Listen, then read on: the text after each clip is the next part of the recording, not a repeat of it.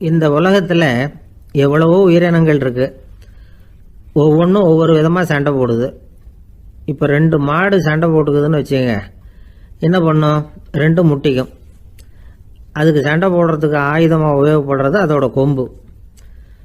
2 சேவல் சண்டை போட்டுக்குதுன்னு வச்சுங்க, அதுக்கு ஆயுதமாக உபயோகப்படுறது அதோட கால் நகம். காலால் தான் அது ஒன்றோட ஒன்று சண்டை போட்டுக்கும். ஆனால் 2 மனுஷன் சண்டை போட்டுக்கிறான்னு வச்சுங்க, இவன் இன்னதை தான் ஆயுதமாக உபயோகப்படுத்துவான்னு குறிப்பிட்டு சொல்ல முடியாது. கல்லை எடுப்பான், கத்தி எடுப்பான், துப்பாக்கி எடுப்பான், என்ன வேணாலும் பண்ணுவான். வாயால் திட்டுவான், கையால் அடிப்பான், காலால் உதைப்பான், சகலகலாக வல்லவன். விலங்குகள்லாம் பொதுவாக வாயை சாப்பிட்றதுக்கு மட்டும்தான் உபயோகப்படுத்துது. ஆனால் இவனுக்கு சாப்பிட்றதுக்கும் அதுதான், சாப்பிட்டு விட்டு திட்டுறதுக்கும் அதுதான். ஆனால் ஒரு விஷயத்தில் மட்டும் கெட்டிக்கிறேன். அதாவது நாம் சண்டை போட்டுக்கிட்டாலும் பரவாயில்லை, கோழிகள் சண்டை போடாமல் இருக்கணும் அப்படின்னு ஆசைப்படுறான். எதுக்காக? கோழிகள் சண்டை போடாமல் இருந்தால் நிறைய முட்டைகள் போடுமா, அதுக்காக தான் இந்த அக்கறை. கோழி பண்ணை வச்சிருக்கிறவங்களுக்கு இது ஒரு பெரிய பிரச்சனை. அதாவது பண்ணையில் இருக்கிற கோழிகளுக்குள்ளே அடிக்கடி சண்டை வந்துடும். அதனால் முட்டை உற்பத்தி குறைஞ்சிரும். சரி, இதுக்கு என்ன பண்ணுறது? பண்ணையில் போய் உட்காந்துக்கிட்டு தினமும் பஞ்சாயத்து பேசிகிட்டு இருக்க முடியுமா? அமெரிக்காவில் கோழி பண்ணை வச்சிருக்கிற ஒருத்தர் இதை பற்றி யோசனை பண்ணி பார்த்தாராம். ஒரு வழியையும் கண்டுபிடிச்சிருக்கார். கோழிக்கெல்லாம் மூக்கு கண்ணாடி மாட்டி விட்டுட்டோம்னா அது சண்டை போடுற குணம் குறைஞ்சிரும், முட்டை அதிகமாகிடும். அந்த கண்ணாடியில் உள்ள லென்ஸு சிவப்பு நிறத்தில் இருக்கணும், அவ்வளவுதான் அப்படின்னு அவர் கண்டுபிடிச்சாராம். இது ஏற்கனவே நடைமுறையில் கண்டுபிடிக்கப்பட்ட ஒரு விஷயம். ஆனால் எல்லா கோழிக்கும் சிவப்பு மூக்கு கண்ணாடி எப்படி மாட்டி விடுறது? அப்படியே மாட்டி விட்டாலும் அது நழுவாமல் இருக்கணுமே. இப்போ நாமெல்லாம் நடு விரலால் மூக்கு கண்ணாடி நடுவில் தொட்டு அப்படி ஸ்டைலாக சரி பண்ணிக்கிறோம். அது மாதிரி கோழி எப்படி சரி பண்ணிக்கும்? இதுதான் பிரச்சனை. இதுக்கு அவர் என்ன வழி கண்டுபிடிச்சாருன்னா, கோழிக்கெல்லாம் மூக்கு கண்ணாடிக்கு பதிலாக விழியொட்டு வில்லைகள், கான்டாக்ட் லென்ஸ், அதை பொருத்தி விட்டா என்ன அப்படின்னு யோசனை பண்ணார். அதே மாதிரி பண்ணார். அதே மாதிரி செஞ்சு பார்த்தார், வெற்றி.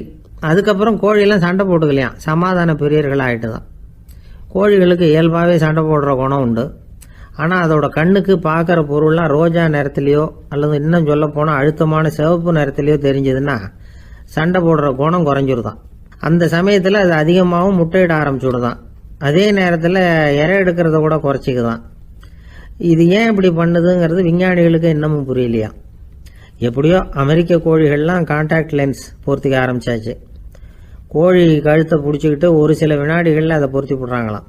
கோழியோட ஆயுள் பூரா அது அப்படியே இருக்குமா. பண்ணையில் முட்டை உற்பத்தி குறைஞ்சா இது மாதிரி விஞ்ஞானபூர்வமாக பரிகாரம் தேடுறது தான் நல்லது. நமக்கு வேண்டியப்பட்ட ஒருத்தர், அவர் ஒரு கோழி பண்ணை வச்சுருந்தார். அந்த பண்ணையில் பாதி கோழி திடீர்னு செத்து போச்சு. உடனே ஒரு கால்நடை மருத்துவர்கிட்ட போக வேண்டியது தானே.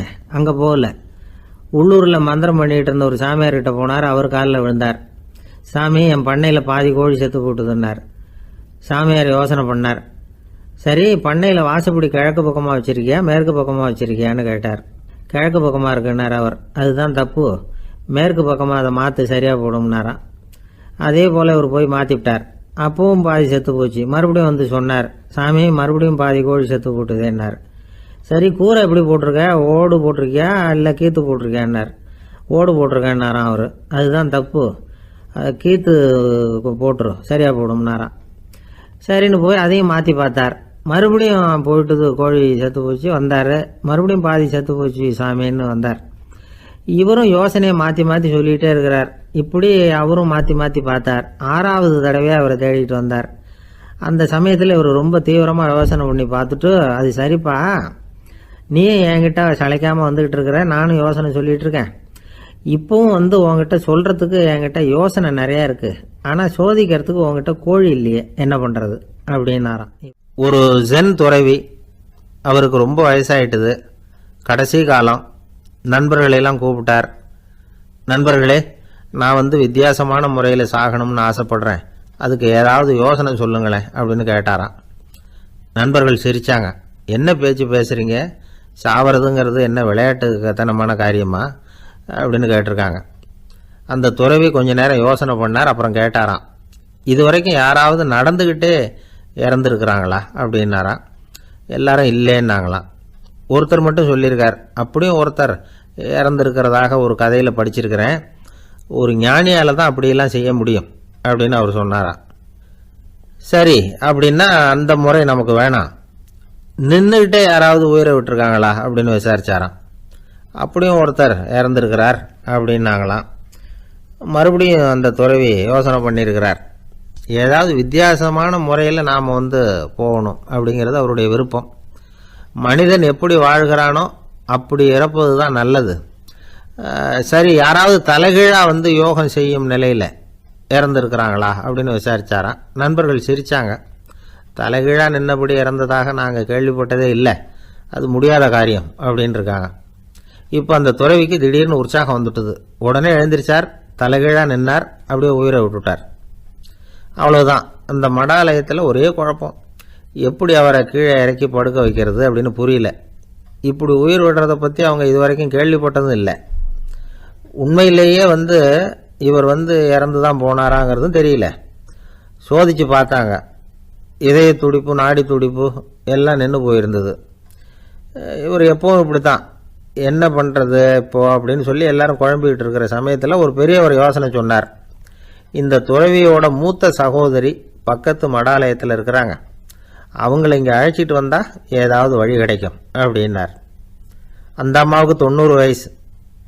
அழைச்சிட்டு வந்தாங்க. ஒரு குச்சியை ஊன்றிக்கிட்டு அப்படியே மெதுவாக நடந்து வந்தாங்க.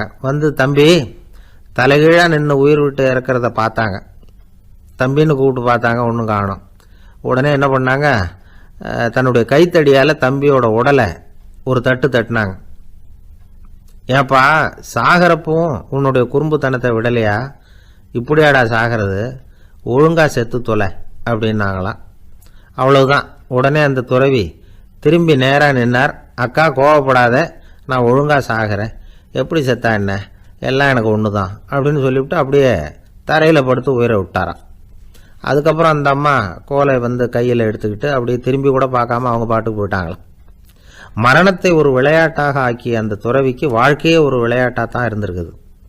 எந்த நோக்கமும் இல்லாமல் செயல்படுறதுன்னா என்னங்கிறதும் அவருக்கு தெரிஞ்சிருக்குது. பயனை எதிர்பார்க்காம பணி செய்து வாழ்ந்து மறைந்த மகான் அவர். தம்முடைய தொழிலை விளையாட்டு போல செய்ய தெரிஞ்சவருக்கு வாழ்க்கையே ஒரு விளையாட்டாக மாறிடும். எல்லாமே விளையாட்டாகி விடுகிற போது மரணமும் விளையாட்டாகிவிடும் அப்படிங்கிறது தான் அந்த தத்துவம். ஆனால் அதுக்கு முன்னாடி உங்களுக்குள்ளே இருக்கிற உண்மையான நடிகனை நீங்கள் அடையாளம் கண்டுபிடிக்கணும். நீங்கள் நடிக்க வேண்டியதே இல்லை, நீங்கள் ஏற்கனவே நடிச்சுக்கிட்டு தான் இருக்கிறீங்க. நீங்கள் இந்த உண்மையை தெரிஞ்சுக்கணும், அவ்வளவுதான். இதுதான் ஞானிகளுடைய கருத்து. வாழ்க்கையை சரியாக புரிஞ்சுக்கிட்டா எல்லாமே நடிப்புங்கிறது புரியும். கல்யாண பத்திரிக்கை அனுப்பியிருந்தேனே, ஏன்டா வரலன்னு கேட்டானா ஒருத்தன். வந்திருந்தேனே அப்படின்னானா இவன். டேய், ஏன்டா போய் சொல்கிற, நான் பத்திரிக்கையே உனக்கு அனுப்பலையே அப்படின்ட்டுருக்கான் அவன். அதுக்கு இவன் சொன்னானா, பத்திரிக்கை அனுப்புனேன்னு நீ போய் சொல்கிறப்போ கல்யாணத்துக்கு வந்தேன்னு நான் போய் சொல்லக்கூடாதா அப்படின்னானா. சில பேர் எப்படின்னா, அவங்க பேசுகிற வார்த்தை ஒரு மாதிரியாக இருக்கும், அதுக்கு அர்த்தம் வேற மாதிரியாக இருக்கும். அதனால நாம் அவசரப்பட்டு ஒரு முடிவுக்கு வந்துடக்கூடாது, யோசித்து பார்க்கணும். இல்லைன்னா விவரம் தெரிஞ்சவங்களை கேட்டு அதுக்கு அர்த்தம் என்னன்னு கண்டுபிடிக்கணும். ஒரு ஊரில் ஒரு பெரியவர் இருந்தார். அவருக்கு 3 பிள்ளைங்க. கடைசி காலத்தில் அவர் அந்த 3 பிள்ளைங்களையும் கிட்டத்தில் கூப்பிட்டு 3 அறிவுரைகளை சொல்லிவிட்டு கண்ணை மூடிட்டார். அவர் சொன்ன அறிவுரைகள் என்ன தெரியுமா? பெத்த தாய்க்கு சோறு போடாதே, இது ஒரு அறிவுரை.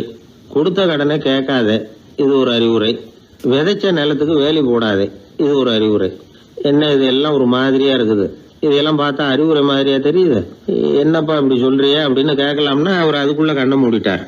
சரி, அப்பா சொல்லிவிட்டு போன அறிவுரைக்கு அர்த்தம் என்ன, அதை எப்படியாவது கண்டுபிடிப்போம் அப்படின்னு சொல்லி அந்த 3 பிள்ளைங்களும் ஆளுக்கு ஒரு அறிவுரையை எடுத்துக்கிட்டு வெளியில புறப்பட்டாங்களாம், விவரம் தெரிஞ்சவங்களை கேட்கலாம்னு. ஒரு பெரியவர் வந்தார். அவரை பார்த்து விளக்கம் கேட்டாங்க. ஐயா, கொஞ்சம் நெல்லுங்க, எங்க அப்பா சாகர சமயத்துல பெத்த தாய்க்கு சோறு போடாதேன்னு சொல்லிவிட்டு போனார், அப்படின்னா என்ன அர்த்தம் அப்படின்னு கேட்டாங்க.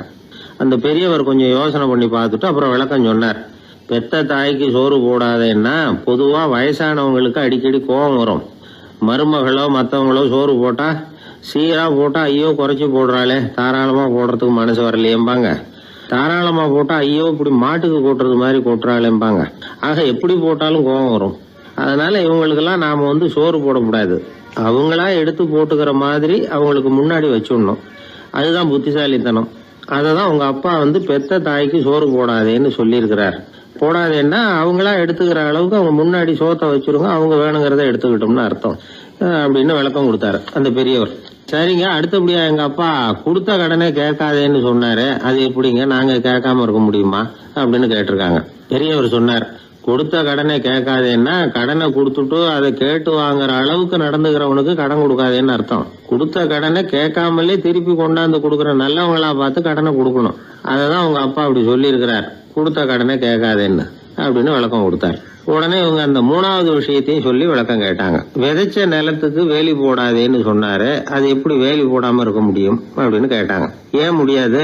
நம்ம நிலத்தை சுத்தி இருக்கிற நிலத்துக்கு சொந்தக்காரங்க எல்லாம் நல்லவங்களா இருந்துட்டா நம்ம நிலத்துக்கு வேலி போட வேண்டிய அவசியம் இல்லையே, வேற பாதுகாப்பு தேவையில்லையே. அதனால நல்லவங்க நிலத்துக்கு மத்தியில நம்ம நிலம் இருக்கிறது மாதிரி பாத்துக்கணும், அதுதான் அதுக்கு அர்த்தம் அப்படின்னாரு அந்த பெரியவர். அதுக்கு பிறகுதான் இந்த பிள்ளைங்களுக்கு அப்பா சொன்ன புத்திமதியோட பொருள் புரிஞ்சுதான் ஒரு பெரியவர் இந்த உலகத்தை விட்டு போகக்கூடிய நிலைமையில இருக்கிறார், கட்டில படுத்திருக்கிறார். சொந்தக்காரங்க எல்லாம் கூப்பிட்டு ஆளுக்கு ஒரு புத்திமதி விதமா சொல்லிக்கிட்டே இருக்கிறார். அவங்க எல்லாம் கிட்டத்துல வந்து அவர் சொல்ற புத்திமதியை கேட்டுட்டு போறாங்க. கடைசியா அவரோட மனைவி கிட்டத்துல வந்தாங்களாம். எனக்கு என்ன புத்திமதி சொல்லிட்டு போறீங்க அப்படின்னு கேட்டிருக்காங்க. உனக்கு எதுவும் புத்திமதி சொல்ல வேணாம்னு நினைக்கிறேன்னாராம் அவரு. ஏன்னு கேட்டாங்களாம் இவங்க. இது வரைக்கும் நான் சொன்ன எந்த புத்திமதியை நீ ஒழுங்கா கேட்டிருக்கிற அப்படின்னு சொன்னாராம். ஒரு வயதான குரு சாய்வு நாற்காலியில உட்கார்ந்திருந்தார். ஒரு ஆள் அவரை தேடிட்டு வந்தான். வந்து அவர் முன்னாடி நின்னான். ஐயா, நான் உங்களுக்கு சீடனா ஆயிடலாம்னு நினைக்கிறேன் அப்படின்னா. அந்த குரு நிமிந்து பார்த்தார். இத பாருப்பா, அது அவ்வளவு சுலபமான வேலை இல்லை. அப்படியா சொல்றீங்க அப்படின்னா. ஆமா, நீ ஒரு சீடனா ஆகணும்னா உன்னுடைய அகங்காரத்தை எல்லாம் விட்டுடணும், தியானத்துல முழுமையா ஈடுபடணும். இது மாதிரி இன்னும் பல காரியங்களை ஒழுங்கா செய்யணும், ஒரு ஈடுபாட்டோட செய்யணும். அது மட்டும் இல்ல, இதெல்லாம் தொடர்ந்து நீண்ட நாட்களுக்கு செய்ய வேண்டியிருக்கும். அப்படி உன்னால முடியுமா அப்படின்னார். வந்தவன் யோசிக்க ஆரம்பிச்சான். சீடனாகிறதுலேயே இவ்வளவு சிரமம் இருக்குங்கிறது அவனுக்கு தெரியாது. யோசிச்சுக்கிட்டே அந்த குருவை பார்த்தான். அவரு சாய்வு நாற்காலியில இருந்த நிலைமைய பார்த்தான். சரிங்க சுவாமி, சீடனாகிறது இவ்வளவு கஷ்டம்னா அது வேணாம், அதுக்கு பதிலா உங்களை மாதிரி ஒரு குருவா ஆயிடுறேனே அப்படின்னா.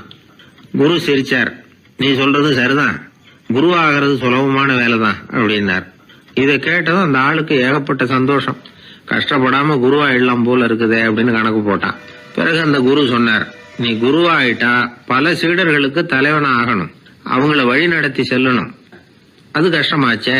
ஏன்னா பல பேர் கோவப்படுறவங்களா இருப்பாங்க, சில சமயம் சண்டை கூட போட்டுக்குவாங்க, சொல்றத கேட்க மாட்டாங்க, பணிவு இருக்காது. இப்படிப்பட்டவங்களை எல்லாம் சமாளிக்கிறதுங்கிறது ரொம்ப ஆபத்தான விஷயமாச்சேன்னார். என்ன சுவாமி, இப்ப கொஞ்ச நேரத்துக்கு முன்னாடி தானே சொன்னீங்க குருவாகிறது சுலபம்னு அப்படின்னா. ஆமா, அது சரிதான். இப்ப என்னையே பாரு, நான் எவ்வளவு ஓய்வா இருக்கிறேன். ஆனா ஒண்ணு, ஒருத்தன் பல சீடர்களை வந்து வழி நடத்தி செல்லணும், அல்லது ஒரு சீடன் ஆயிடணும். இப்படி ரெண்டுல ஒண்ணு ஆனாதான் நல்லது அப்படின்னாரு அவரு. அவன் இப்ப ரொம்ப குழம்பி போயிட்டான். ஏன்னா மாத்தி மாத்தி ஒவ்வொரு விதமா சொல்றாருன்னு. சுவாமி, நீங்க சொல்றத பார்த்தா ரெண்டுமே கஷ்டமான காரியமா தான் தோணுது. என்ன முடிவு எடுக்கிறதுன்னு எனக்கு புரியல. அதனால உங்களுடைய அபிப்பிராயம் என்ன, அதை சொல்லுங்க அப்படின்னு கேட்டான். இப்ப அந்த குரு சொன்னார், நீ பல சீடர்களின் தொல்லைகளுக்கு ஆளாகிறத விட நீயே முதல்ல சீடனாகி தொல்லைப்படுறதுதான் சரியா இருக்கும். ஏன்னா அப்ப நீ உன்னுடைய பிரச்சனையை மட்டும்தான் கவனிக்க வேண்டியிருக்கும். குரு ஆயிட்டீன்னா பல பேருடைய பிரச்சனையில தலையிட வேண்டியிருக்கும் அப்படின்னார். ஒரு உண்மையான குருவுக்கும் சீடனுக்கும் உள்ள உறவுங்கிறது ரொம்ப பயன் கருதாத ஒரு அன்பு கலப்பு. ரெண்டு இயற்கையான முழுமை நெருங்கி வந்து ஒன்றோட ஒன்று கலக்கிறது. நீங்க கேள்வி கேட்டா எப்படி அது முழுமை இருக்க முடியும்? அதுல முழுமைங்கிறது ஒரு அமைதியான நிலை. இந்த காலத்து குரு சீடர்கள்லாம் வேற மாதிரி. ஒரு குரு தன் சீடன் கிட்ட சொன்னார், இந்த பாருப்பா, நீ இந்த உலகத்துல எதுக்கும் பிரயோஜனப்பட மாட்ட, பன்றி மேய்க்கிறது கூட லாய்க்கில்லை அப்படின்னார். அப்படின்னா ஒண்ணு செய்யறேன் அப்படின்னா நான் சீடன். என்ன பண்ணுவேன்னு கேட்டிருக்காரு குரு. உங்களை மாதிரியே ஒரு குருவாயிடுறேனே அப்படின்னானா அந்த சீடன். அசோக மன்னர் வந்துகிட்டு இருக்கார். அவருடைய ஆலோசகர்கள் எல்லாம் பக்கத்துல வந்துகிட்டு இருக்கிறாங்க. அந்த சமயத்துல எதிரில் ஒரு புத்த பிக்ஷு வர்றார். அசோகர் பாக்குறார். ஓடி போய் அவர் காலில் விழுந்து வணங்குறார். அசோக மன்னரின் தலை அந்த புத்த துறவியின் பாதத்துல பட்டுக்கிட்டு இருக்கு. பக்கத்துல நின்றுகிட்டு இருந்த அமைச்சருக்கு இது ரொம்ப சங்கடமா போச்சு. ரொம்ப வருத்தப்பட்டார். நம்ம அசோக சக்கரவர்த்தி எப்பேற்பட்டவர், அவரோட தலை ஒரு சன்னியாசியின் பாதத்துல படுறதா அப்படின்னு நினைச்சு ரொம்ப கவலைப்பட்டார். அரண்மனைக்கு திரும்பினதும் அமைச்சர் மெதுவா ஆரம்பிச்சார். அரசே, எனக்கு ரொம்ப வருத்தமா இருக்குது அப்படின்னார். எதுக்குன்னார் மன்னர். அசோக சக்கரவர்த்தியின் தலை, அதாவது அந்த சிரம் ரொம்ப மதிப்புமிக்க ஒன்று. அது ஒரு சன்னியாசியின் காலில் படலாமா அப்படின்னார். அசோகர் பதில் சொல்லல, சிரிச்சார், போயிட்டார். அதுக்கப்புறம் ஒரு சரியான சந்தர்ப்பத்துக்காக காத்துக்கிட்டு இருந்தார். ஒரு நாள் அமைச்சரை கூப்பிட்டார். எனக்கு 3 தலைகள் வேணும் அப்படின்னார். சொல்லுங்க, கொண்டுகிட்டு வரேன் அப்படின்னார் அமைச்சர். அசோகர் சொன்னார், முதல்ல எனக்கு தேவையானது ஒரு ஆட்டின் தலை, 2வது ஒரு புலியின் தலை, 3வது ஒரு மனிதனின் தலை. இதுதான் அசோகர் கேட்டது. எங்க இருந்தாலும் கொண்டு வாங்கன்னார். அமைச்சர் புறப்பட்டார். ஆட்டுத்தலை புலித்தலை கிடைச்சிட்டுது. அப்புறமா ஒரு சுடுகாட்டுக்கு போய் ஒரு மனித தலையும் சேகரம் பண்ணிட்டு ராஜா கிட்ட வந்துட்டார். அரசே, உங்கள் ஆணைப்படி 3 தலைகளையும் கொண்டு வந்திருக்கிறேன்னார். அசோகர் பார்த்தார். ரொம்ப நல்லது, இப்ப இது 3ஐயும் எடுத்துக்கிட்டு போய் சந்தையில வித்துட்டு வாங்க அப்படின்னார். அமைச்சர் அதுகளை எடுத்துக்கிட்டு சந்தைக்கு போனார். முதல்ல ஆட்டுத்தலை நல்ல விலைக்கு வித்து போச்சு. நல்ல விலை கொடுத்து வாங்கிட்டு போட்டாங்க. அடுத்தபடியா புலி தலைய ஒருத்தர் வாங்கிட்டார். அதை பாடம் பண்ணி வீட்டில் மாட்டி வைக்கலாமே அப்படின்னு நினைச்சு அதையும் வாங்கிட்டு போட்டார். மனித தலையை மட்டும் வாங்கறதுக்கு யாரும் முன் வரல. எல்லாரும் அதை பார்த்துட்டு விலகி போக ஆரம்பிச்சாங்க. அமைச்சர் திரும்பி வந்தார். அரசே, இந்த தலையை மட்டும் யாரும் வாங்க மாட்டேங்கிறாங்க அப்படின்னார். சரி, பரவாயில்ல, இதை இலவசமாவே எனாமாவே யாருக்கிட்டையாவது கொடுத்துட்டு வந்துருங்க அப்படின்னார். அமைச்சர் மறுபடியும் சந்தைக்கு போனார். இதை இலவசமா தரேன், இதை வாங்கிக்கோங்க அப்படின்னார். அப்பவும் அதை யாரும் வாங்கிக்கிறதுக்கு தயாரா இல்லை. மறுபடியும் திரும்பி மன்னர்கிட்ட விவரத்தை சொன்னார். இப்போ மன்னர் சொல்றார், அமைச்சரே, உயிர் இருக்கிற வரைக்கும் தான் இந்த தலைக்கு மதிப்பு. ஜீவன் போனதுக்கு அப்புறம் அதோட மதிப்பும் போயிடுது. அதனால மதிப்பு இருக்கும் பொழுதே பெரியவர்கள் பாதம் பணிந்து அந்த புனிதத்தை பெற்றுக்கொள்ளணும் அப்படின்னார். பணிவுங்கிறது வேற, அடிமைத்தனம்ங்கிறது வேற. பெரியவர்களை பணிவது நமக்கு பெருமை தரக்கூடிய விஷயம். இதை மனசுல வச்சுக்கிட்டு எப்போ காலில் விழணும், எப்போ காலில் விழக்கூடாது அப்படிங்கறத முடிவு பண்ணிக்கணும். ஒரு சாதாரண ஆள் நடந்து வந்துகிட்டு இருந்தார். எதிரில் வந்த ஒரு பெரிய மனுஷன் ஓடி போய் அவர் காலில் விழுந்து தன்னுடைய தலையை அவர் பாதத்தில் கொண்டு போய் வச்சார். கொஞ்ச நேரம் கழிச்சு எழுந்திரிச்சு வந்துட்டார். வந்த பிறகு இவரை கேட்டேன், ஏன் திடீர்னு ஓடி போய் அந்த ஆளு காலில் விழுந்தீங்க அப்படின்னு. அவர் போட்டிருக்கிறது என்னோட காணாம போன செருப்பான்னு கண்டுபிடிக்கிறதுக்காக அப்படி விழுந்தேன் அப்படின்னா. ஒரு இலக்கிய கூட்டம் ஏற்பாடு பண்ணியிருக்கிறோம், நீங்க அவசியம் அதில் பேசணும் அப்படின்னு கேட்டுக்கிட்டார் ஒருத்தர். வேணாங்க, 4 பேருக்கு முன்னாடி நிக்கிறதுன்னா எனக்கு ரொம்ப கூச்சமா இருக்கும் அப்படின்னாரு இவர்.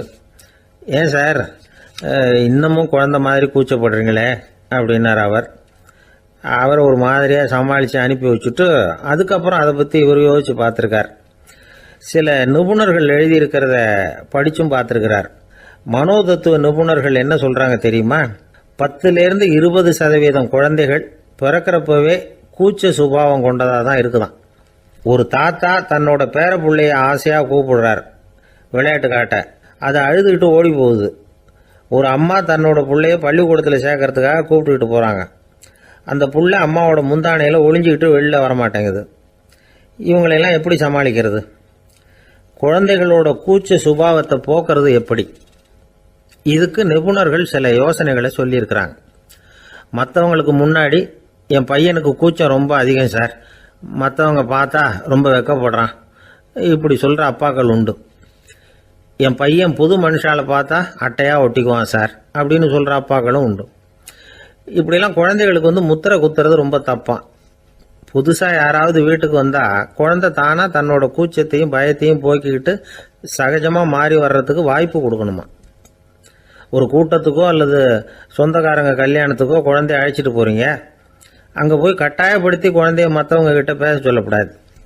சில சமயம் குழந்தை தானா தன்னுடைய கூச்ச சுபாவத்தை விட்டு பேசுறதுக்கு முன் வந்தா அதை பாராட்டணும். குழந்தை கலகலப்பு இல்லாமல் மௌனமா இருந்ததுன்னா அதையும் கண்டுக்கக்கூடாது. குழந்தை பேச ஆரம்பிச்சா அதை ஆர்வத்தோட கவனிக்க தெரியணும். கலந்து உரையாடுற பழக்கத்தை வீட்டிலேயே ஆரம்பிக்கலாம். கேட்டதுக்கு பதில் சொல் அப்படின்னு நீங்க அதிகாரம் பண்ணிட்டு இருக்கக்கூடாது. அது குழந்தைக்கு பேசுற சந்தர்ப்பத்தை குறைச்சிருமா. இப்ப நாம அதிகாரம் பண்ணா கேலி செய்யற பழக்கம் குழந்தைகளை ரொம்ப பாதிச்சிருமா. பெரியவங்களானதுக்கு அப்புறமும் சில பேர் கூச்சத்தோடவும் பயத்தோடவும் இருக்கிறதுக்கு இதுதான் காரணம். சின்ன வயசுல அவங்கெல்லாம் ஏதாவது கேலிக்கு ஆளாகி இருப்பாங்க. 2வது குழந்தை மூத்த குழந்தைய கேலிக்கு ஆளாகிற சந்தர்ப்பங்களை கண்டு கேலி பண்ணினா அது இளம் நெஞ்சங்களை விட்டு நீங்கிறதே இல்லையா.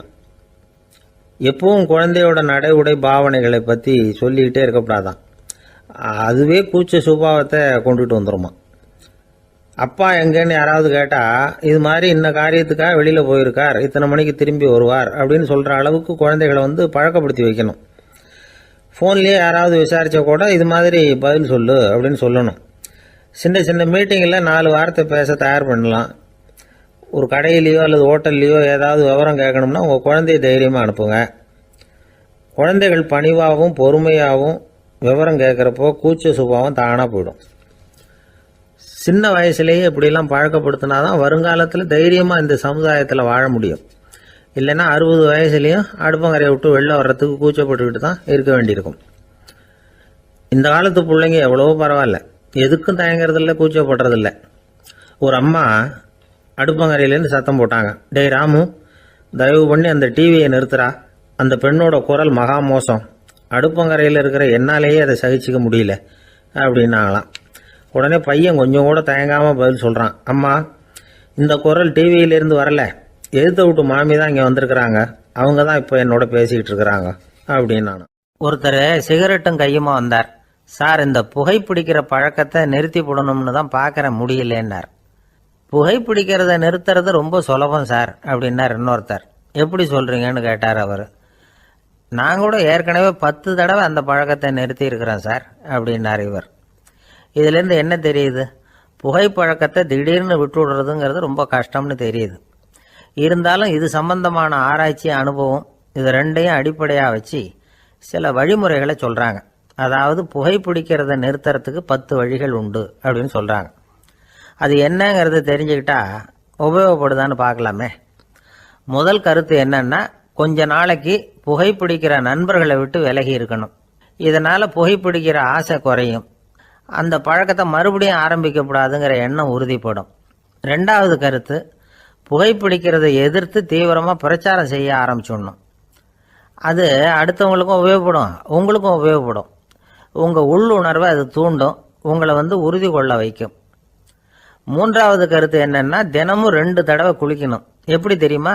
முதல்ல வெதுவெதுப்பான தண்ணீர், அப்புறம் குளிர்ந்த தண்ணீர், இப்படி மாறி மாறி குளிக்கணுமா. 4வது கருத்து, உடற்பயிற்சிகள் செய்யணும். மூச்சு வாங்குற மாதிரியான பயிற்சிகள் ரொம்ப நல்லதான். பிராணாயாமம் அப்படிங்கிற மூச்சு பயிற்சி ரொம்ப நல்லதுங்கிறாங்க. அப்புறம் 5வது கருத்து, சாப்பாடு மிதமாக இருக்கணும், சீராக இருக்கணும். பச்சை காய்கறிகள், பழங்கள் சாப்பாட்டில் சேர்த்துக்கலாம். அடிக்கடி கொஞ்சம் கொஞ்சமாக சாப்பிட்டு ரத்தத்தில் சர்க்கரையின் அளவை பராமரிக்கணும். இது நரம்புகளை அமைதிப்படுத்தும். 6வது கருத்து என்னன்னா, ரொம்ப நேரம் பசியோடு இருக்கக்கூடாது. புகைப்பிடிக்கிறத நிறுத்த முயற்சி செய்யும் பொழுது எடை குறைப்பு நடவடிக்கைகளை மேற்கொள்ளக்கூடாது. 7வது கருத்து, காப்பி, தேநீர், மதுபானம், அப்புறம் போதைப் பொருள்கள் கலந்த உணவுகள் இதெல்லாம் வேணாம். புகைப்பிடிக்கிறத அதெல்லாம் ஊக்கப்படுத்தும். கடுகு, மிளகு, அப்புறம் காரமான பொருள்களை தவிர்க்கணும். உப்பு அளவை குறைக்கணும். தினமும் 10 குவளை தண்ணீராவது குடிக்கணும். வெறும் தண்ணி புகைப்பிடிக்கிற ஆவலை தணிக்குதான். 8வது கருத்து, கையில் சிகரெட்டு, புகையில ஏதாவது இருந்தால் உடனே தூக்கி எறிஞ்சிருங்க. அது கையில் இருக்கிற வரைக்கும் புகைப்பிடிக்கிற ஆசை வந்துக்கிட்டே இருக்கும்.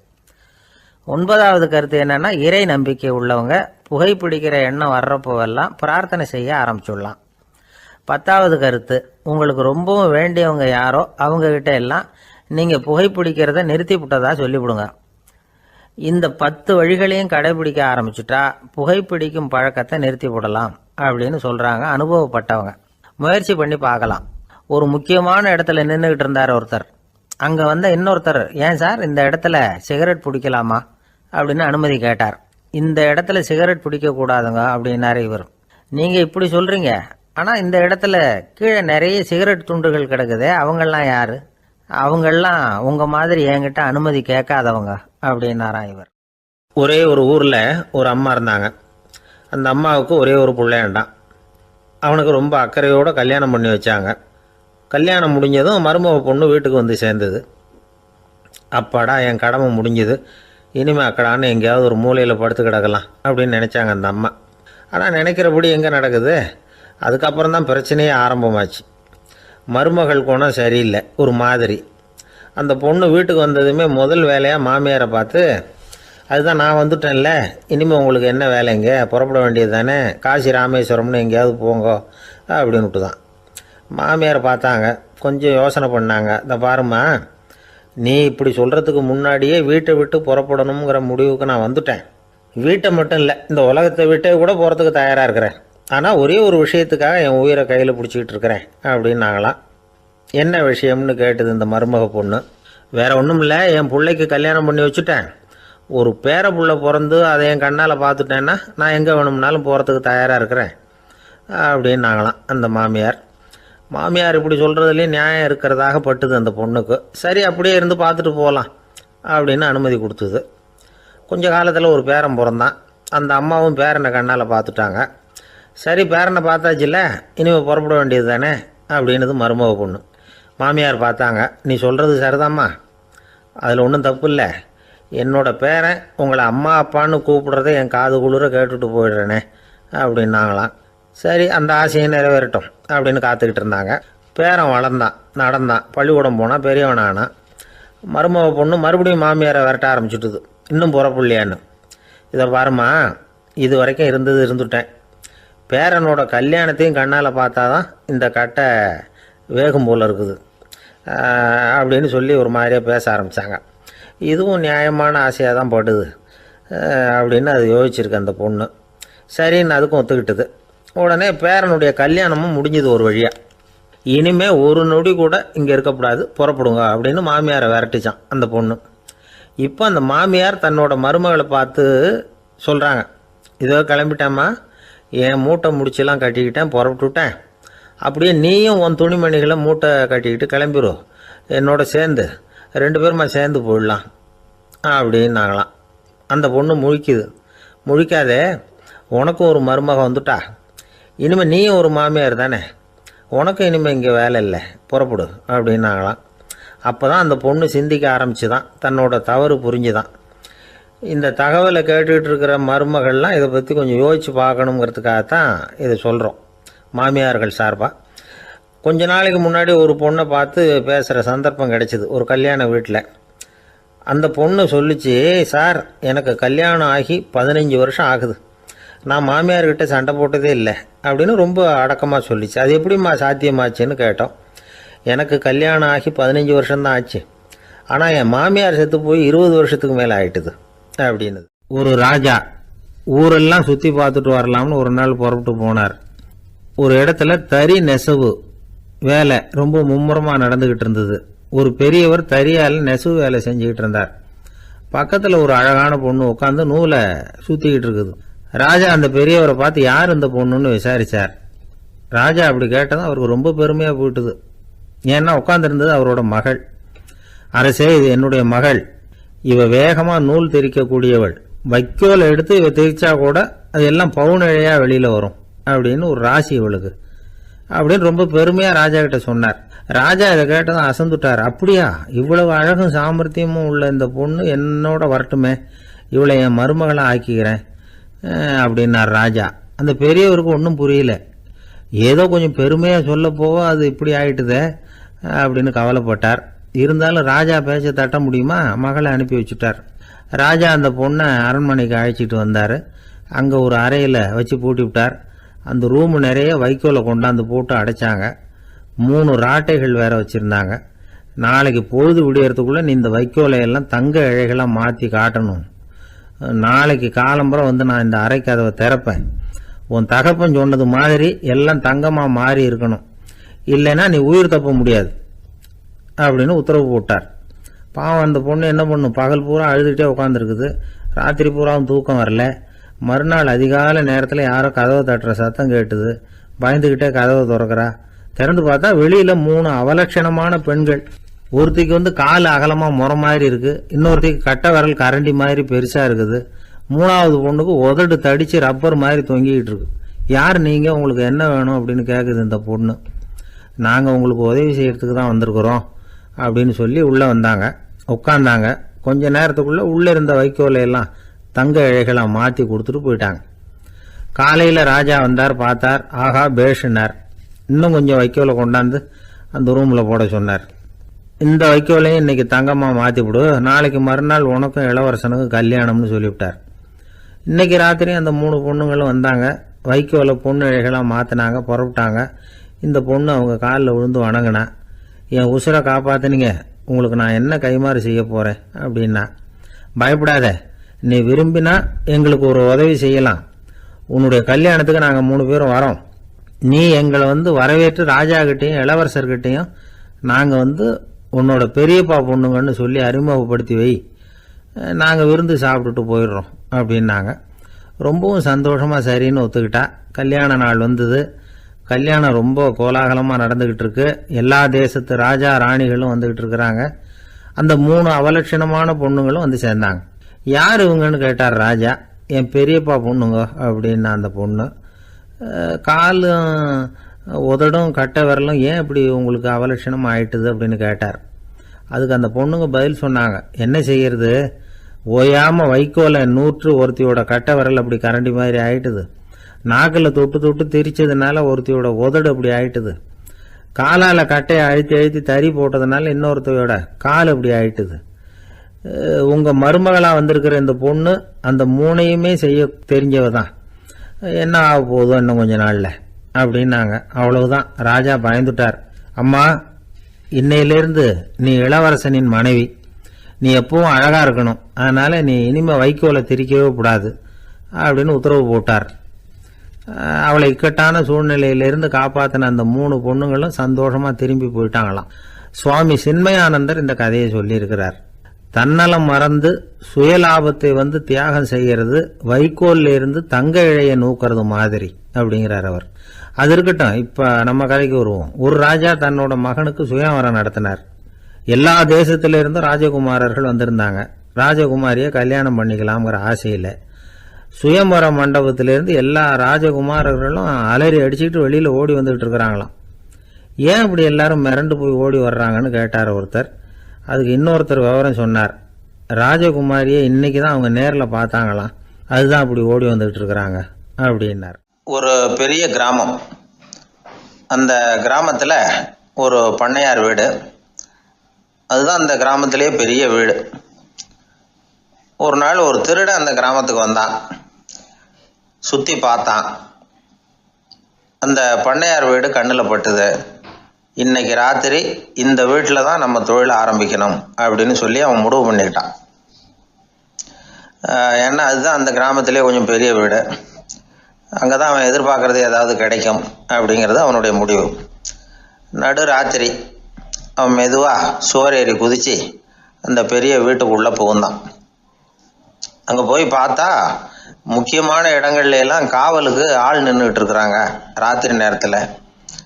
சரி, இந்த வீட்டில் நம்மால் திருட முடியாது அப்படின்னு முடிவு பண்ணிட்டு மெதுவாக வந்த வழியிலேயே திரும்பி வந்தான். அந்த சமயத்தில் காலில் ஏதோ தட்டுப்பட்டுது. என்னது அப்படின்னு சொல்லி குனிஞ்சு பார்த்தா அங்கே ஒரு பெரிய வெங்காய மூட்டை அடுக்கி வச்சிருக்கிறாங்க. சரி, வந்ததுக்கு வெறுங்கையோடு திரும்ப வேண்டாமே அப்படின்னு சொல்லி கையில் இருந்த ஒரு பெரிய பை நிறைய அதை அள்ளி போட்டுக்கிட்டான். வெங்காயத்தை போட்டுக்கிட்டு புறப்படுற சமயத்தில் கப்புன்னு கழுத்தில் ஒரு கை விழுந்தது. ஆள் மாட்டிக்கிட்டான். அதாவது காவலாளிகள் அவனை பிடிச்சி வச்சுக்கிட்டாங்க. மறுநாள் காலையில் அந்த திருடனை பண்ணையார் முன்னாடி கொண்டுட்டு போய் நிறுத்தினாங்க. ஐயா, இந்த ஆள் ராத்திரி நம்ம வீட்டில் திருடுறதுக்காக வந்தான். வெங்காயத்தை அள்ளிட்டு புறப்படுறப்போ மாட்டிக்கிட்டான் அப்படின்னாங்க. அவர் பார்த்தார். என்னப்பா இவங்க சொல்கிறது உண்மைதானான்னு கேட்டார். ஆமான்னு ஒத்துக்கிட்டான் அந்த ஆள். பண்ணையார் அதுக்கப்புறம் கொஞ்சம் யோசனை பண்ணார். அப்புறமா தீர்ப்பு வழங்கினார். இதை பார்ப்பா, நீ இங்கே திருட வந்தது குற்றம். அதுக்காக நீ 100 ரூபாய் அபராதம் செலுத்தணும், அல்லது 100 கசையடிகள் வாங்கணும். அதுவும் இல்லைன்னா நீயே திருடுன அவ்வளவு வெங்காயத்தையும் பச்சையா என் கண் முன்னாடியே சாப்பிட்டுடணும். இதில் எந்த தண்டனையை ஏற்றுக்கிறது அப்படிங்கிறத பற்றி நீயே யோசனை பண்ணி முடிவு எடுத்துக்கலாம் அப்படின்னு சொல்லிவிட்டார். அதாவது இவனே முடிவு பண்ணிக்க வேண்டியது. 100 ரூபா பணம் கட்டுறியா, இல்லது சாட்டை அடி வாங்குறியா, அல்லது வெங்காயத்தை சாப்பிட்றியா இதுதான் அவர் கொடுத்தது, நீயே முடிவு பண்ணி சொல்லுன்னு விட்டார். திருடன் கொஞ்ச நேரம் யோசனை பண்ணி பார்த்தான். அவனுக்கு இருக்கிறதுலே ரொம்ப சுலபமாக தெரிஞ்சது இந்த வெங்காயத்தையே சாப்பிட்டுட்றேன்ட்டான். ஐயா நான் வந்து இந்த வெங்காயத்தையே சாப்பிட்டுட்றேன், அதுதான் எனக்கு கொஞ்சம் சுலபமாக தெரியுதுன்னா சரின்னு விட்டார் பண்ணையார். அப்படியே எல்லாத்தையும் கொண்டு வந்து கொட்டினாங்க. ஒவ்வொன்றா எடுத்து சாப்பிட ஆரம்பித்தான். கொஞ்ச நேரம் சுவாரஸ்யமாக சாப்பிட்டான். அதுக்கப்புறம் வாய் எரிய ஆரம்பிச்சுட்டுது. கண்ணு ரெண்டும் செவந்து போச்சு. கண்ணில் இருந்து தார தாரையாக கண்ணீர் வழிய ஆரம்பிச்சுட்டுது. ஒரே எரிச்சல். அவனால் தாக்கு பிடிக்க முடியல. வெங்காயம் பாதி கூட தீரல. பார்த்தான், சரி இது நமக்கு சரிப்பட்டு வராது அப்படின்னு முடிவு பண்ணிட்டான். ஐயா என்னை மன்னிச்சுக்கோங்க, இது என்னால் முடியாது போல இருக்கு, பேசாமல் எனக்கு 100 ஷார்ட் ஐடியா கொடுத்துருங்க அப்படின்னா. அவரும் சரின்னார். ஷார்ட் ஐடி விழ ஆரம்பிச்சிது. அதுவும் ஆரம்பத்தில் ஒரு மாதிரியாக இருந்தது. ஒரு 60 அடிகள் விழுற வரைக்கும் தாங்கினான். அதுக்கு மேலே அவனால் முடியல, தாக்கு பிடிக்க முடியல. ஐயா என்னை மன்னிச்சுக்கோங்க அப்படின்னு மறுபடியும் பண்ணையார் காலில் விழுந்தான். ஐயா இதுவும் எனக்கு சரிப்பட்டு வராது போல இருக்கு, பேசாமல் 100 ரூபா அபராதமே கட்டிவிட்றேன் அப்படின்னா. அதே மாதிரி பணத்தை எடுத்து கொடுத்துட்டு அவன் பாட்டுக்கு போனான். இப்படி ஒரு கதை உண்டு. இந்த கதையை உலக புகழ்பெற்ற மனோதத்துவ மேதை எம் ஸ்காட் பெக் ஒரு உதாரணமாக எடுத்து சொல்கிறார். எதுக்காக அவர் எடுத்து சொல்கிறாருன்னா, இந்த முடிவெடுக்கும் திறன் அப்படிங்கிறத விளக்கறதுக்காக. வாழ்க்கையில் முடிவெடுக்கிற திறன் நம்ம ஒவ்வொருத்தருக்கும் ரொம்ப அவசியம். எந்த சந்தர்ப்பத்தில் எப்படி முடிவெடுக்கிறோம் அப்படிங்கிறத வச்சு தான் நம்ம வாழ்க்கை அமையும். எவ்வளவு தான் பணம் இருந்தாலும் சரி, எவ்வளவு தான் படிச்சிருந்தாலும் சரி, இந்த முடிவெடுக்கிற திறன் சரியா இல்லைன்னா வாழ்க்கையில் பல சறுக்கல்களை சந்திக்க வேண்டியிருக்கும். நாம் முடிவுகள் எடுத்தால் அந்த முடிவுகளால் ஏற்படக்கூடிய விளைவுகளுக்கு நாம் பொறுப்பு ஏற்க வேண்டியிருக்குமே அப்படிங்கிற பயத்தினால முடிவெடுக்கிற அதிகாரத்தை பல சமயங்களில் நாம் மற்றவங்களுக்கு தாரவாத்து கொடுத்துட்றோம். நாமே முடிவெடுக்கக்கூடிய திறமையை வளர்த்துக்கிறது தான் ரொம்ப முக்கியம். ஒருத்தர் சொன்னார், சார் சின்ன சின்ன பிரச்சனைகள்ல எல்லாம் எங்கள் வீட்டில் என் மனைவி முடிவு எடுக்க விட்டுருவேன், பெரிய பிரச்சனைகள்ல எல்லாம் நான் தான் முடிவெடுப்பேன் அப்படின்னார். பரவாயில்லையே அப்படின்னு சொல்லி சின்ன சின்ன பிரச்சனைகள்னா எதுங்க அப்படின்னு கேட்டேன். ஒன்றும் இல்லை, இந்த வீட்டு வருமானத்தை பெருக்கிறது எப்படி, வீட்டு செலவை சரி கட்டுறது எப்படி, வீட்டு செலவுக்கு வாங்கியிருக்கிற கடனை அடைக்கிறது எப்படி, இதெல்லாம் சின்ன சின்ன பிரச்சனைகள், என் மனைவிகிட்ட முடிவெடுக்கிற விஷயத்தை விட்டுருவேன்னார். பெரிய பிரச்சனை தான் நான் எடுத்துக்குவேன்னார். அப்படின்னா பெரிய பிரச்சனைன்னா எது சார் அப்படின்னு கேட்டேன். அது என்னென்னா, இந்த உலக பொருளாதாரத்தை மேம்படுத்துறது எப்படி, 21ஆம் நூற்றாண்டில் என்னென்ன சவால்களை சந்திக்க வேண்டியிருக்கும் உலகம், இதெல்லாம் நான் பார்த்துக்குவேன் அப்படின்னார். பாருங்கள், இது பிரச்சனைகள்லேருந்து தப்பிக்கிற வழி. அதனால் வாழ்க்கையில் பிரச்சனைகளை சந்திக்கிறதுக்கு தயங்கப்படாது. அதே மாதிரி சரியான நேரத்தில் சரியான முடிவு எடுக்கிறதுக்கு நாம் கற்றுக்கணும். அது ரொம்ப முக்கியம். ஒருத்தன் தன்னுடைய நண்பனை வழியில் பார்த்தான். என்னப்பா லெட்டர் போட்டுனே கிடச்சிதா அப்படின்னா. ஓ கிடச்சிதேன்னா அவன். இவன் உடனே ஏன்டா போய் சொல்கிற, நான் உனக்கு லெட்டரே போடலை, சும்மா தான் கேட்டேன், உடனே கிடச்சிட்டுதுங்கிறிய அப்படின்னா. லெட்டர் போட்டேன்னு நீ போய் சொல்கிறப்போ அது கிடைச்சதுன்னு நான் போய் சொல்லக்கூடாதா அப்படின்னு நானா அவன். இப்படிப்பட்டவங்க சில பேர் இருந்தால் கூட இன்னைக்கு கடிதம் மூலமாக தொடர்பு கொள்ளாதவங்க இருக்கவே முடியாது. அந்த அளவுக்கு அது அவசியமான ஒன்றாயிட்டுது. இந்த அஞ்சல் அட்டைகள் எப்படி ஆரம்பமாச்சு தெரியுமா? ஆஸ்திரியா நாட்டில் ஒரு பேராசிரியர் இருந்தார். அவர் பேர் இம்மானுவேல் ஹெர்மன். அவர் ஒரு நாள் ஒரு பத்திரிகையில் கட்டுரை எழுதினாராம். இது நடந்தது 1869. அவர் எழுதின கட்டுரையில் மக்கள் அதிகம் செலவு இல்லாமல் ஒருத்தருக்கு ஒருத்தர் தகவல் பரிமாறிக்கிறது எப்படி அப்படிங்கிறத பற்றி எழுதியிருந்தார். அதுக்கு சில யோசனைகளை அவரே எழுதியிருந்தாராம். எப்படின்னா, அந்த கட்டுரையை எல்லாரும் படித்து பார்த்துருக்குறாங்க, அவர் சொன்ன யோசனைகள் என்னன்னு. அது அரசாங்கத்தின் கவனத்துக்கு அது போச்சான். ஆகா, இது அவர் சொல்கிற யோசனை நல்லா இருக்கும் போல் இருக்கு அப்படின்னு அவங்களே நினச்சிருக்கிறாங்க. அவ்வளவுதான். உடனே அந்த யோசனையை நடைமுறைக்கு கொண்டுகிட்டு வந்தாங்களாம்.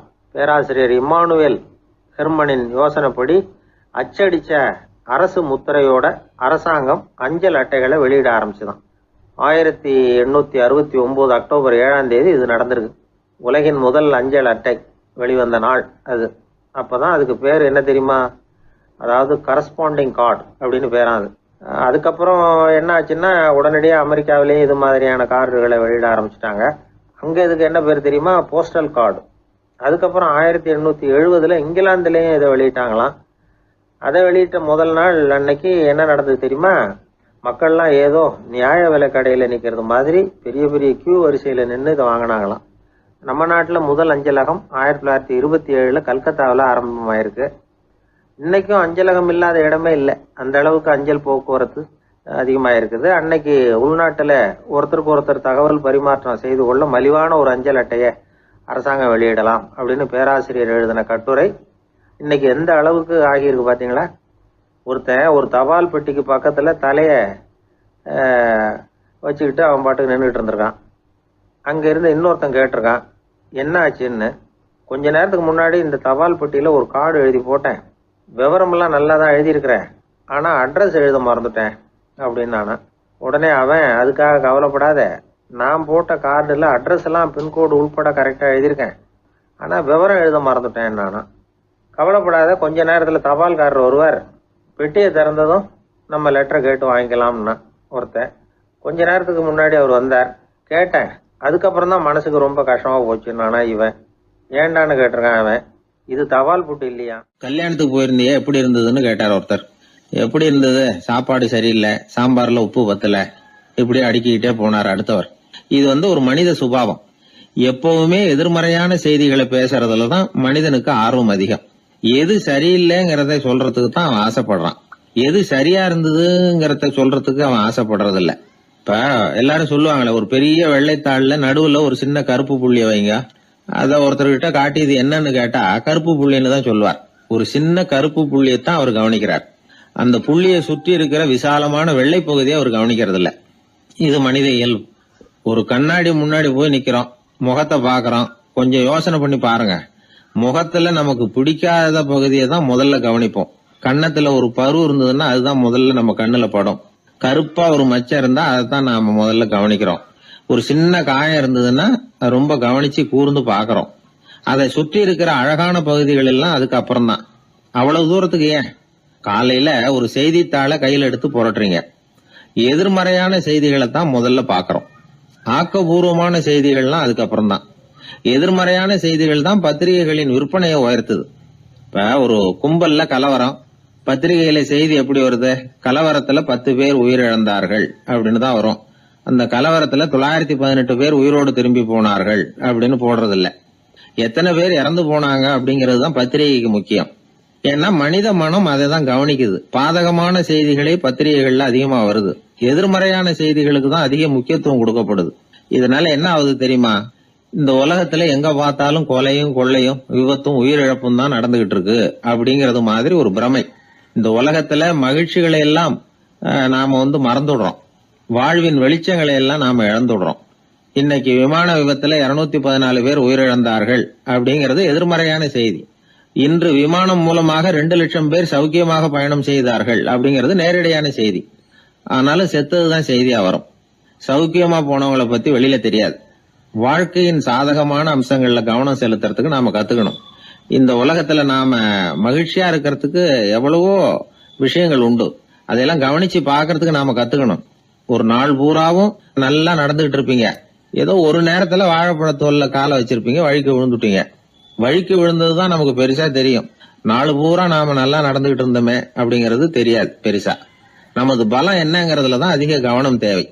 தோல்வி மனப்பான்மை, இது நெகட்டிவ் ஆட்டிடியூட்ஸ். தாழ்வு மனப்பான்மை, நெகட்டிவ் செல்ஃப் இமேஜ். எதிர்மறையாவே நினைக்கிறது பேசுறது அப்படிங்கிற குணத்தை மாத்திக்காதவன் எந்த காலத்திலயும் முன்னேற முடியாது. அப்படிப்பட்டவன் வெற்றிகரமான மனிதனும் கிடையாது. அதனால வாழ்க்கையில வெற்றி பெற விரும்புகிறவர்கள் எதிர்மறை மனோபாவத்தை மாற்றிக்கொள்ளுங்கள். நெகட்டிவ் விஷயங்கள்ல இருந்து உங்க கவனத்தை திருப்புங்க. பாசிட்டிவ் விஷயங்கள்ல கவனத்தை செலுத்துங்கள். ஒரே விஷயத்த கூட சில பேர் பாசிட்டிவா எடுத்துக்குவாங்க, சில பேர் நெகட்டிவா எடுத்துக்குவாங்க. ஒரு சத்திரத்துல 2 சாமியார்கள் சந்திச்சுக்கிட்டாங்களாம். தங்களுடைய சொந்த கதைகளை அவங்க பேசிக்கிட்டாங்க. ஒரு சாமியார் சொன்னார், எனக்கு சம்சாரம் இல்ல, அதனாலதான் நான் சாமியார் ஆயிட்டேன் அப்படின்னார். இன்னொருத்தர் சொன்னார், எனக்கு சம்சாரம் இருக்கா, அதனால நான் சாமியார் ஆயிட்டேன் அப்படின்னார். அதனால வாழ்க்கைய அவரவர்கள் பாக்குற பார்வை வேற வேற மாதிரி. எதையும் எதிர்மறையா எடுத்துக்கப்படாது, ஆக்கப்பூர்வமா எடுத்துக்கணும். அப்படிங்கறத புரிஞ்சுக்கிட்டோம்னா நம்ம வாழ்க்கையில வெற்றி நிச்சயம். எதிர்காலத்தை நினைச்சா எனக்கு ரொம்ப பயமா இருக்கு சார்.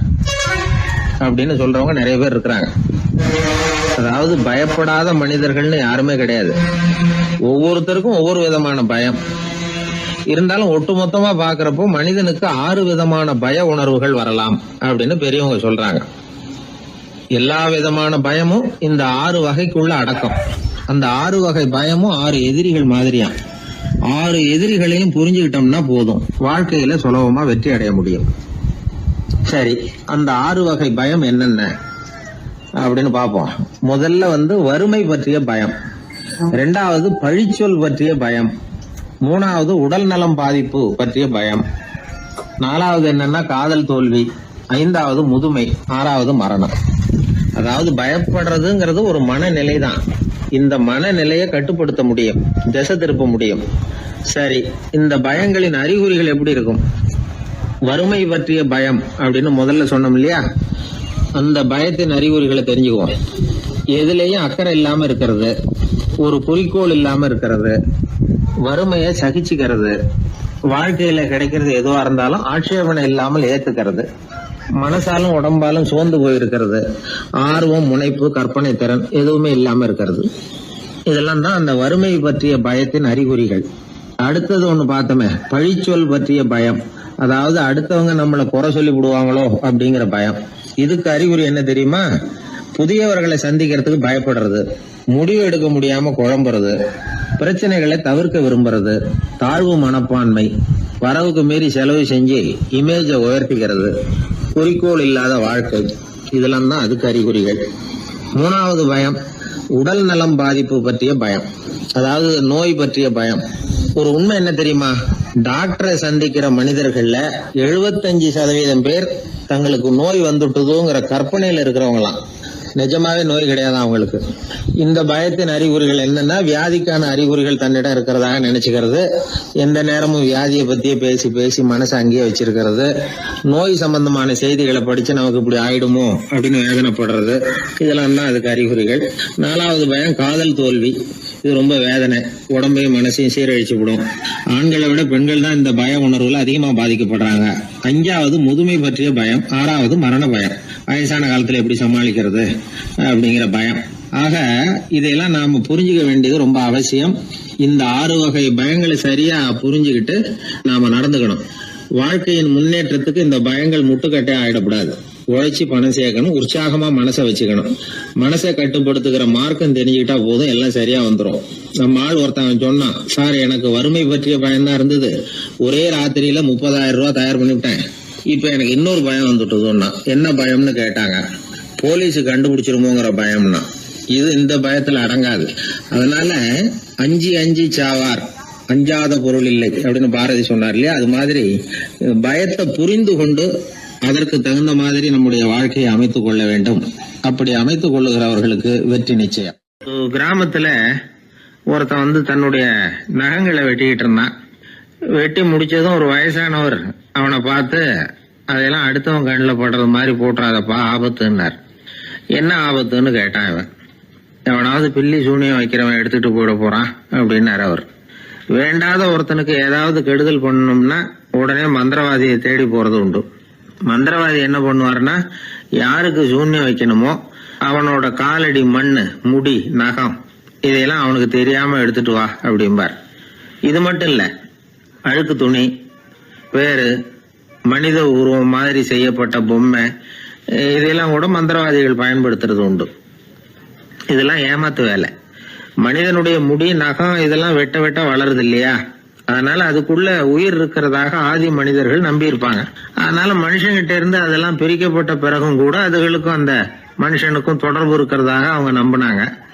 அந்த நம்பிக்கை தொடர்ந்து அதோட விளைவாதான் இன்னைக்கு மந்திரவாதிகள் நகத்தையும் முடியையும் எடுக்கிறாங்க. அந்த நகத்துக்கும் முடிக்கும் ஒரு பாதிப்பு உண்டாக்குனா அது சம்பந்தப்பட்டவனுக்கு போய் சேரும் அப்படிங்கிறது அவங்க நினைப்பு.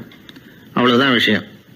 இது மாதிரி நம்பிக்கைகள் தான் இன்னைக்கு நகம், முடி இதையெல்லாம் மற்றவங்க கண்ணில் படும்படி போடக்கூடாது அப்படிங்கிற வழக்கத்தை உண்டாக்கி விட்டுது.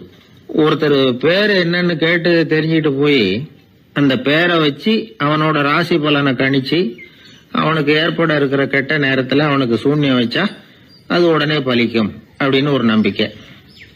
அது மட்டும் இல்ல, சூன்ய தகட்டுல பேரை எழுதி புதைக்கிறதும் உண்டு. இதனாலதான் பெண்கள் கணவன் பேரை சொல்லாத பழக்கம் ஏற்பட்டுதான். அதாவது பேரை கேட்டுக்கிட்டு போய் ஏதாவது கெடுதல் பண்ணிவிட்டா என்ன பண்றது அப்படிங்கிற பயம். அப்படி ஆரம்பிச்ச பழக்கம்தான் இன்னைக்கு ஏதோ மரியாதைக்காக கணவன் பேரை பிறர் முன்னிலையில சொல்றது இல்லை அப்படிங்கிறது மாதிரி ஆயிட்டுது.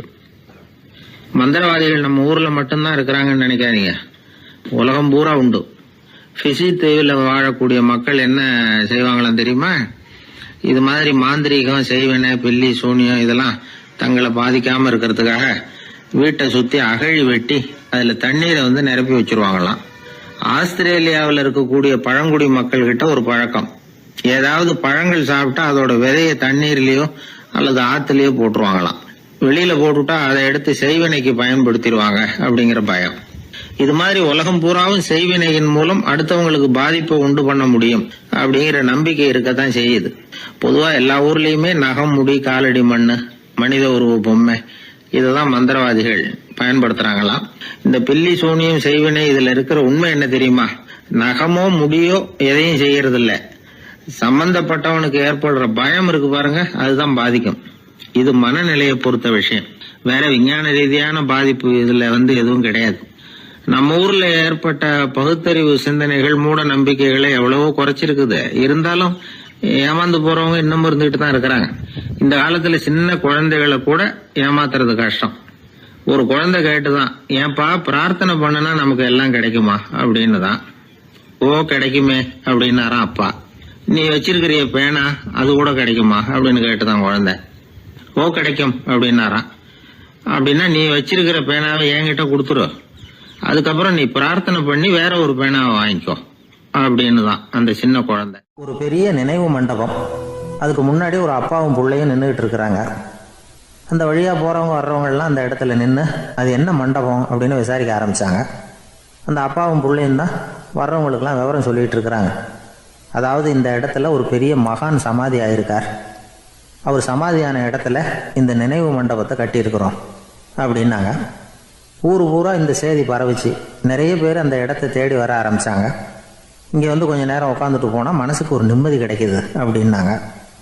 அங்கே இருந்த உண்டியலில் நிறைய காசு போட்டுட்டு போகிறாங்க. பணம் கிடுகிடுன்னு நிறைய சேர ஆரம்பிச்சிட்டுது. பணம் நிறைய சேர்ந்த உடனே அந்த அப்பாவுக்கும் பிள்ளைக்கும் தகராறு வந்துட்டுது. பணம் சேர்ந்தாலே சொத்து தகராறு வரத்தானே செய்யும், அது மாதிரி வந்துட்டுது. பையன் அடிக்கடி நிறைய பணம் கேட்க ஆரம்பித்தான். அப்பா பார்த்தார், யோசனை பண்ணார், ஒரு முடிவுக்கு வந்தார். ஒரு நாள் பையனை கூப்பிட்டார், இதை பாருப்பா, நமக்குள்ள தகராறு வேணாம், அப்பாவும் பிள்ளையும் இப்படி சண்டை போட்டுக்கிட்டா பார்க்குறவங்க தப்பாக நினைப்பாங்க, அதனால் நமக்குள்ளே சமரசமாக இதை தீர்த்துக்குவோம், என்ன சொல்கிற அப்படின்னார் அப்பா.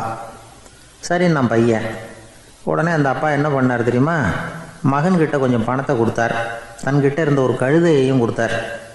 இதை வச்சு நீ பொழைச்சிக்கோ அப்படின்னு சொல்லி அனுப்பி வச்சுட்டார். மகன் அந்த கழுதையை இழுத்துக்கிட்டு அடுத்த ஊருக்கு போனான். வழியிலேயே அந்த கழுதை செத்து போச்சு. உடனே என்ன பண்ணலாம்னு யோசனை பண்ணான். ஒரு ஐடியா வந்தது. அந்த கழுதையை ஒரு சாலை ஓரமாக புதைச்சான். கையில் இருந்த பணத்தை வச்சு அந்த இடத்துல ஒரு கல் மண்டபம் கட்டினான். அந்த வழியாக 2 பேர் வந்தாங்க. இது என்ன மண்டபம்னு விசாரித்தாங்க. இந்த இடத்துல ஒரு பெரிய மகான் சமாதி ஆயிருக்கிறார் அப்படின்னா. இந்த செய்தி ஊர் பூரா பரவ ஆரம்பிச்சிட்டுது. நிறைய பேர் வந்து போக ஆரம்பித்தாங்க. இங்கே வந்தால் மனசுக்கு ஒரு பெரிய நிம்மதி கிடைக்குது அப்படின்னு வேற சொல்ல ஆரம்பித்தாங்க. வர வர கூட்டம் அதிகமாக வர ஆரம்பிச்சிட்டுது. உண்டியலில் பணம் நிறைய சேர்ந்துட்டுது. நகையெல்லாம் கூட கழட்டி காணிக்கையாக போட ஆரம்பிச்சிட்டாங்க. அப்பாவை விட மகன் பெரிய ஆளாயிட்டான். இதை கேள்விப்பட்டார் அப்பா. பையனை பார்த்துட்டு வரலாம்னு ஒரு நாள் புறப்பட்டு வந்தார். பையன் ஓஹோன்னு இருக்கிறான். பங்களா, காரு எல்லாம் வந்துட்டுது. எப்படிடா இந்த அளவுக்கு ஆனே அப்படின்னு விசாரித்தார். அப்பா, எல்லாம் உங்கள் ஆசீர்வாதம் தான், நீங்கள் கொடுத்த மூலதனத்தை வச்சு தான் இவ்வளவும் சம்பாதிச்சேன் அப்படின்னு நான் பையன். அது எப்படிறான்னு விசாரித்தார். அப்பா, நீங்கள் ஒரு கழுதை குட்டியும் கொஞ்சம் பணமும் என்கிட்ட கொடுத்து அனுப்பி வச்சிங்க, அதை எடுத்துக்கிட்டு வந்தேன். வர்ற வழியில் அந்த கழுதை செத்து போச்சு. உடனே யோசனை பண்ணேன், அந்த கழுதையை இந்த இடத்துல புதைச்சேன். கையில் இருந்த பணத்தை வச்சு மண்டபம் கட்டினேன். மகான் ஒருத்தர் சமாதி ஆயிருக்கார் அப்படின்னு வதந்தியை கிளப்பி விட்டேன். ஜனங்கள்லாம் ஏமாந்து போய் காசை கொண்டாந்து போட ஆரம்பிச்சிட்டாங்க. நான் பொழைச்சிக்கிட்டு இருக்கிறேன் அப்படின்னா. இப்போதான்டா நீ என் புள்ள அப்படின்னு சொல்லி சந்தோஷப்பட்டாரான் அந்த அப்பா.